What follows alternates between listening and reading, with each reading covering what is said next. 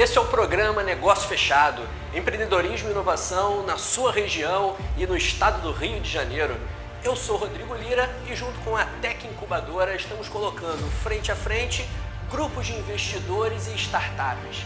Se você gosta desse tema, nos acompanhe também nas redes sociais. Empresa de hoje, Functum.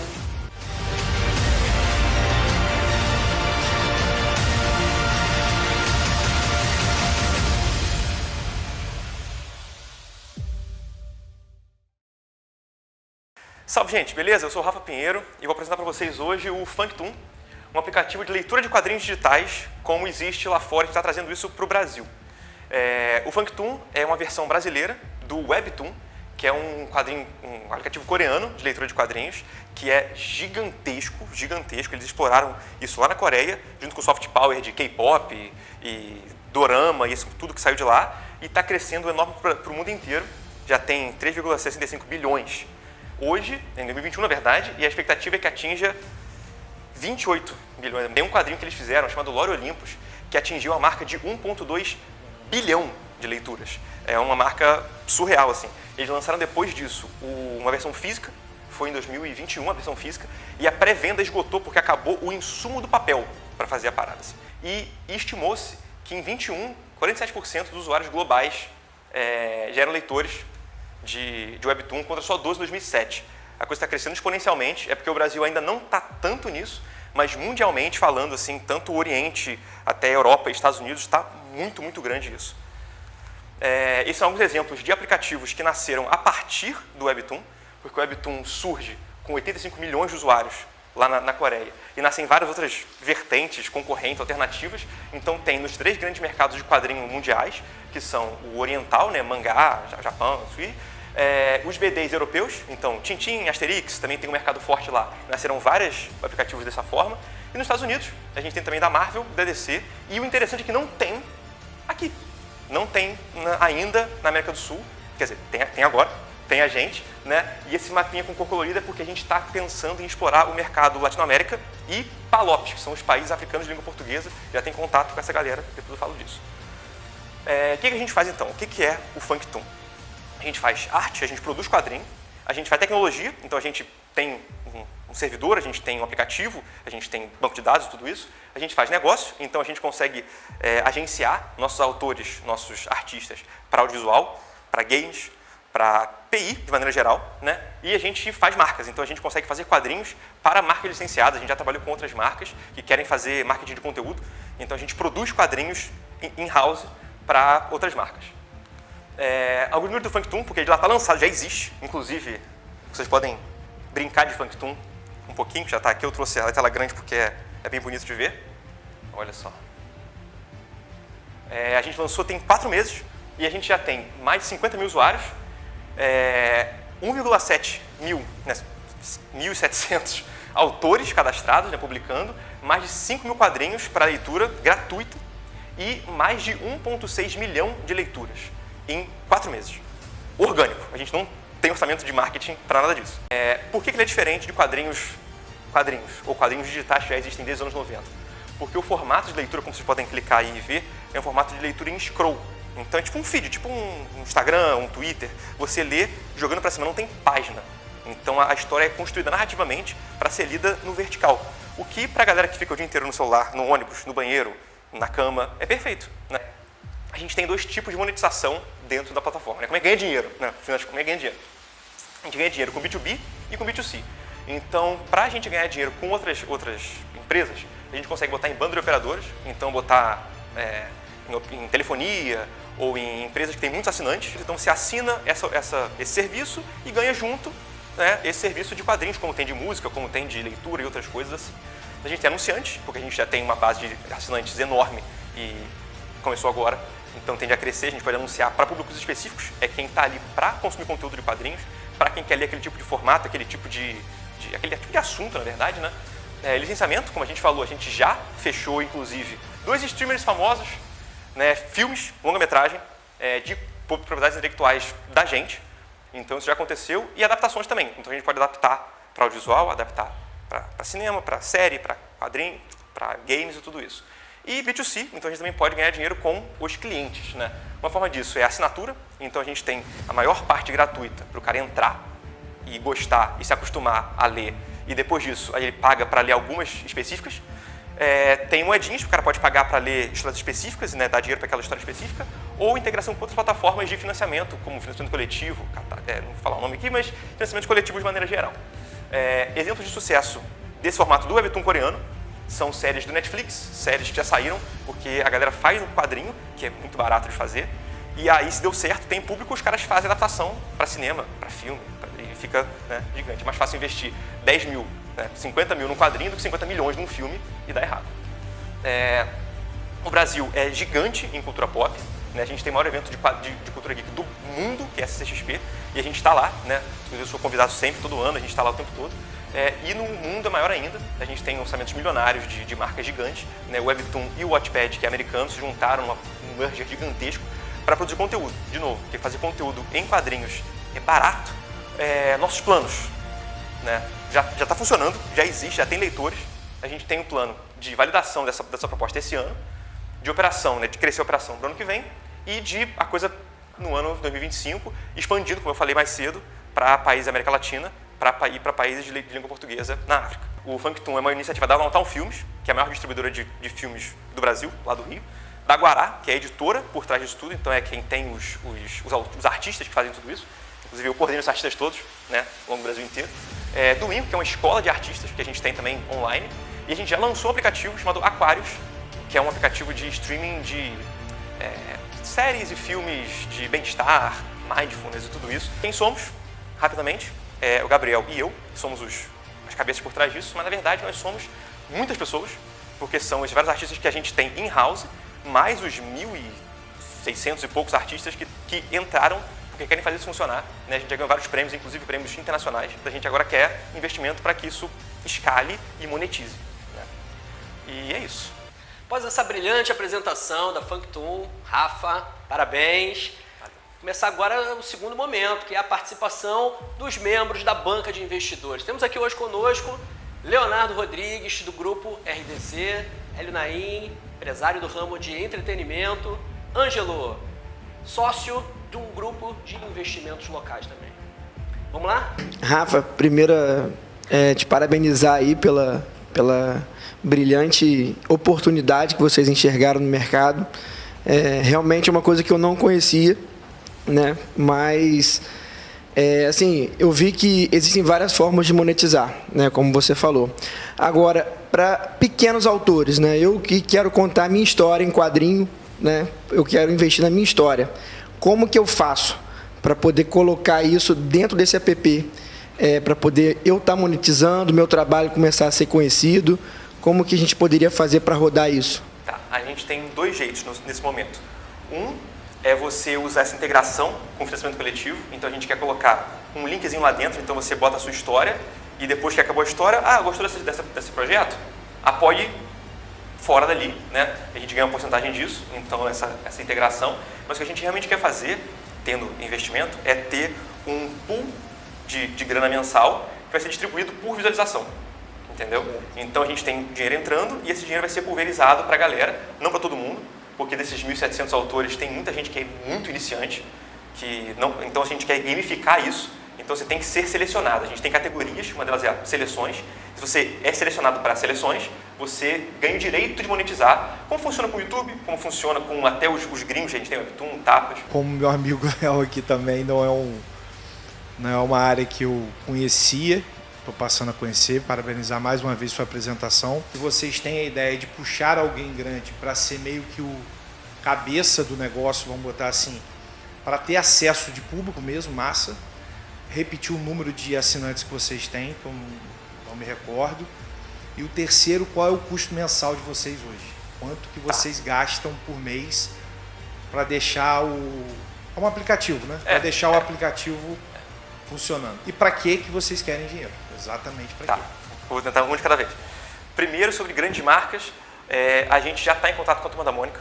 Eu não sei se posso falar isso, mas eles já gostaram da ideia, eles já querem participar, eles só precisam saber como é que é a monetização. A gente precisa ter grana para falar, a gente vai pagar tanto por leitura, só que a gente precisa de um investimento grande para poder Então responde meio 2 perguntas já, né? A gente precisa de grana para poder colocar esses artistas grandes, Laerte, tudo isso, a galera grande, que já está interessada, porém eles querem saber, tá, mas como é que faz, vou ganhar dinheiro? Comunidade de assinantes, a gente tem 52 mil, no caso assinantes é gratuito, né? Você faz a conta e loga lá, são poucos pagos, mas de gente que está lá lendo de graça, é muita gente, né? 52 mil em 4 meses eu acho que é legal. Outra marca grande, eu não sei se, a marca de hambúrguer com os arcos, eles fizeram recentemente uma campanha de Webtoon no Brasil com o artista brasileiro que a gente conhece, só que eles publicaram exclusivamente nas redes deles. Mas é porque não sabiam que isso aqui existia ainda, foi uma coisa feita antes. Agora, com isso funcionando, a gente pode talvez fazer isso numa próxima integrada, né? Eles não sabiam, eles fizeram uma historinha nesse formato vertical para ler no scroll deles. E qual era a outra pergunta? Como é que a gente quer o dinheiro? A gente quer manter isso, o custo mensal. A gente quer manter isso funcionando, porque a gente tem no momento, a gente gasta cerca de 35 a 40 mil para manter a plataforma funcionando, para manter as atualizações funcionando, a gente está o tempo todo fazendo update, né, para trazer coisas novas, e para produzir conteúdo original. Só a última pergunta. O modelo que vocês querem hoje é aumentar cada vez mais o número de assinantes, independente de ser pago ou não? Ou vocês querem começar a já cobrar? Qual é a ideia de vocês? A gente acha que fazer a parada virar com assinantes pagos vai ser demorado e não vai ser tanta grana, porque a assinatura é bem baratinha, R$ 9,90, né? A gente, para poder as pessoas pagarem, tem que ter coisas de qualidade que a gente fez. Então, parte também desse investimento mensal é da gente produzir coisas que são pagas. Mas a gente acha que é muito mais vantajoso a gente conseguir ter uma quantidade de usuários enorme, gratuita, e vender para anunciantes, e vender para anunciantes específicos, né? Então, e vender para B2B, para marcas que vão querer, tipo assim, muita gente está aqui. Então, a gente quer associar esse aplicativo que muita gente lê, muita gente acompanha, no nosso bundle, ou na nossa, né? Ter esse peso, mais do que a grana. Não, também te parabenizar pela apresentação. Acho que também como os outros, eu também não conhecia muito do assunto, não é algo que eu costumo fazer, ler gibi, etc. Mas eu tenho 2 perguntas. A primeira em relação à questão assim, do direito ali de imagem, exemplo, eu criei lá meu gibi, mas o que me garante que alguém pode acessar ali que é gratuito, copiar minha ideia e produzir e usar meu gibi em outro lugar? E aí a segunda pergunta é justamente disso. A barreira de entrada, né? Já que tem aplicativos tão grandes, se não tem algum momento que eles podem querer vir para o Brasil e vamos botar assim, travar um pouco o seu desenvolvimento, já que eles vão vir com uma base de usuários muito maior, muito mais preparada para utilizar, não sei se eles já até utilizam aqui no mercado brasileiro. Excelentes perguntas. Antes de responder isso, eu vou responder uma coisa que não é pergunta. Nunca é tarde para começar a ler gibi, pô. Vamos ler gibi. Mas então, sobre direitos. Quando o autor coloca a história lá, ele assina os termos de uso de que é dele, né, de que ele não está infringindo ninguém, mas e se tiver uma coisa errada, infringiu as regras da comunidade ou colocou coisas criminosas, tem um sistema de denúncia. Então qualquer pessoa pode denunciar, a gente vai olhar e vai derrubar, caso seja algo denunciável, né? Sobre copiar a ideia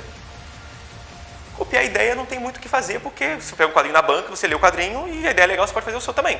Nada impede. Agora, ninguém vai copiar as suas páginas, né? Ninguém vai poder imprimir a sua história dizendo que é sua, por exemplo, dizendo que é dele, porque a qualidade de impressão é diferente, não tem como fazer, e está registrado lá, né? Foi publicado lá, tem uma data, a gente tem como saber quem publicou, qual foi o arroba, né? Qual foi o usuário que publicou, em casos legais, mas isso não... É porque artista de quadrinhos quer contar a sua própria história, todo mundo é muito narcisista, a galera quer contar a própria história, ninguém quer contar a história dos outros.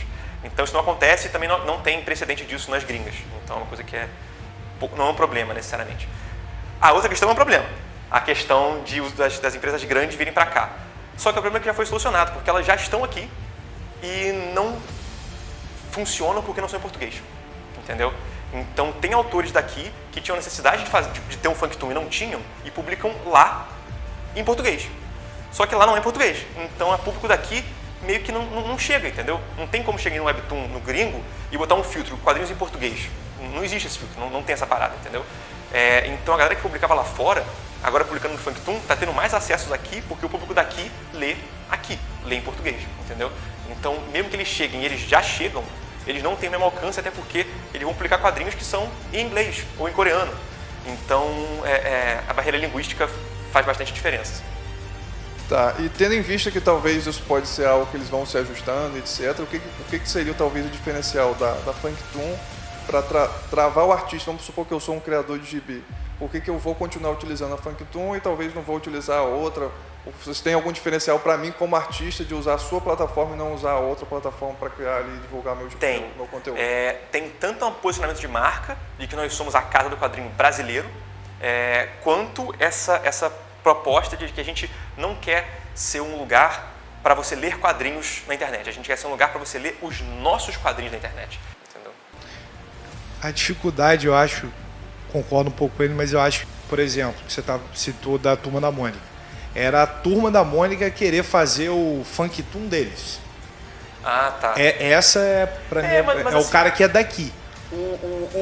A única empresa de quadrinho no Brasil que teria peso para fazer isso ela. É a MSP. Inclusive, nós somos a Guará, que é a que está fazendo, né, a editora, é o segundo maior estúdio de quadrinhos do Brasil, só perde para a MSP. E a MSP é fechamento com a gente. Existe alguma oportunidade, você entende, de fazer parceria com escolas, com prefeituras, com cidades, para conseguir trazer esse entretenimento para crianças, para gente que não tem a condição, mas que consiga trazer uma coisa saudável para já conseguir inserir esse hábito de leitura nessas crianças desde o início? Isso já está sendo feito. A gente Maravilha. tem duas questões nesse sentido. Uma é um negócio que a gente precisa de grana para desenvolver também, que é um filtro parental. Então, só na versão paga, né? O cara paga baratinho para clicar um botãozinho ali, agora só tem histórias para criança. Toma aí, filho. Ao invés de ficar vendo vídeo esquisito, ficar jogando videogame o dia inteiro, vai ler gibi. E a outra coisa que eu estou em contato com a Prefeitura do Rio, com as escolas da rede estadual, na verdade, a rede estadual de escolas, é colocar os professores para usarem o aplicativo para falar para crianças, tem que ler agora as tirinhas tal lá no Funktoon. Acho que vocês vão poder escalar muito mais rápido dessa Com forma, certeza. cara. Mas tem que ter o filtro parental, que a gente precisa de grana para fazer. Entendeu? Sim. É essencial. E aí uma pergunta só sobre a questão da grana, né? Vocês querem alguém para mais funding ou vocês querem vender parte da sociedade? Como que vocês estão procurando isso de investidores? As duas coisas, porque a gente conseguiu um pouco de grana, até da Downtown e tal, para começar. A gente começou, então isso tudo foi feito com a grana, que está acabando. E a gente precisa de grana para que a coisa escale para as próximas fases do plano de negócio, né? Após essa sabatina da nossa banca de investidores, Rafa se saiu muito bem. Vamos lá, agora são as manifestações dos empresários acerca do interesse de continuar essa conversa aqui. Rafa, como é que está o coração? Eu queria muito que rolasse. Então vamos lá. Então, eu vou me aprofundar um pouquinho mais sobre o assunto e aí a gente possivelmente volte a conversar ou não, mas eu vou pesquisar um pouco mais. Eu confesso que é novidade para mim, mas que realmente é promissor. Eu acho que tem toda condição de dar super certo. Na verdade já deu, né? Mas de antemão te desejo sucesso aí, que você consiga explodir esse aplicativo aí, né? E no Brasil todo aí ter muito sucesso. Quero bater um papo sim com ele depois, com certeza.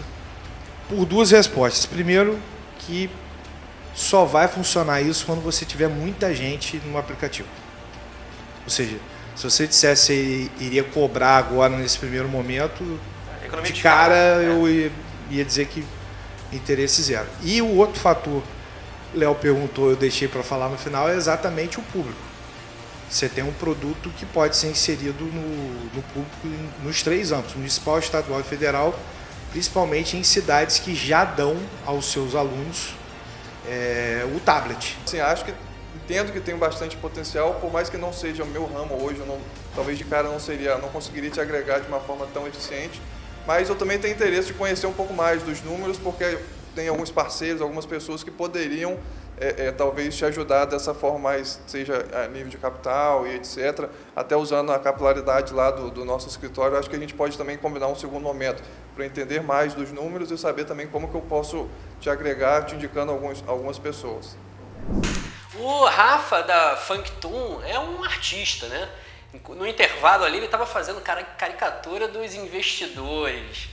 E o negócio, né, a Funktoon tem essa mesma pegada. Revista virtual em quadrinho, um modelo inovador aqui para o Brasil, né? Você tem alguns modelos no mundo, né? Especialmente os asiáticos aí que são muito famosos, mas aqui ainda não. Então, um projeto muito original, com uma pegada muito apaixonada, né? Por parte dele, do sócio. e que encantou aqui os investidores, sabe? Eu imagino que tenhamos aí próximas reuniões favoráveis para um investimento importante na Functum, que é um negócio muito próspero, ramo de entretenimento, né? Tem tudo para dar certo. Olha, eu achei muito bom, achei que eles estavam interessados e é isso, né? É novidade, é uma coisa que está vindo da gringa e a gente quer trazer para o Brasil e eu acho que eles estão interessados em fazer acontecer. Tomara!